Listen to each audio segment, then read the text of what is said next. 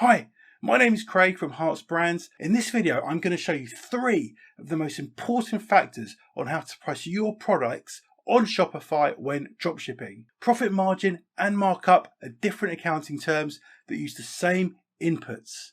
However, they show different information. The difference between margin and markup is that the margin refers to the sales minus the cost of goods sold, while the markup refers to how much you increase the cost price by.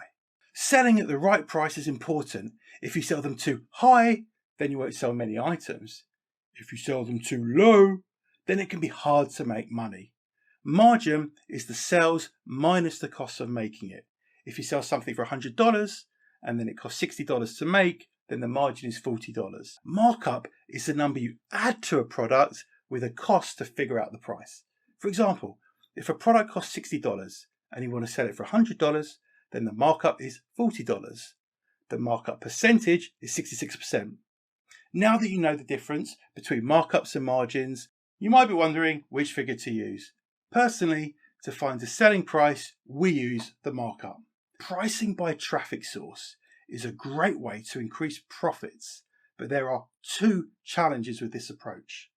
First, how do you determine which traffic sources are worth more than the others? And second, how can your Shopify store tell what price to show for a product when they came from Google Shopping as opposed to Facebook, for instance? If you watch any of our other videos, you'd know that Google Shopping is one of our favourite traffic sources here at Hartz Brands. Shopping ads have always performed the best for us in terms of conversion rates and cost per acquisition. It's intent-based traffic. People are looking right here, right now for your product. Love it. Google Shopping shows the pictures of your products as well as other things like if you offer free shipping, reviews, or any promotions you may have on at that time. With that said, Google Shopping traffic can be very price sensitive in terms of click-through rate. The key to success with Google Shopping traffic is finding the balance between price and profit. A lower price improves the quality of your product feed for your customer. It's a better offer, and that also means that Google will see more clicks from their ads and therefore reward you for it with more impression share. But there's an obvious limit to how low you can go. You don't want to lose money on getting the sell, right? Or do you?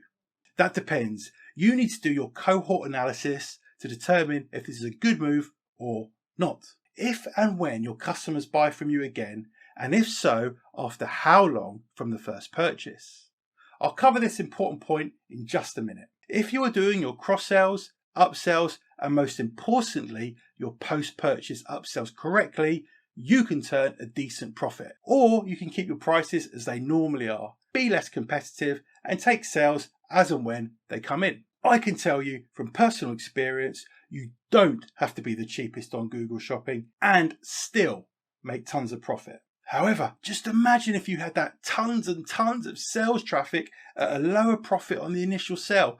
Think of all those repeat customers. So what we sometimes do here at Hartz Brands is we have a cheaper price for our Google Shopping buyers versus our Facebook buyers. Facebook buyers are buying on a whim. They are not price checking, therefore you can charge a premium for your product with that traffic source. How do you price the same product differently on Shopify? If you want to know exactly how we got around this issue with product tags and a couple of custom app setups, head over to hartzbrands.com/YouTube and sign up to our notifications. Should I tell you the next trick? Okay, sod it.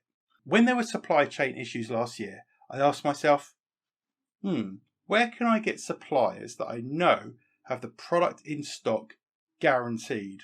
So I thought, ding.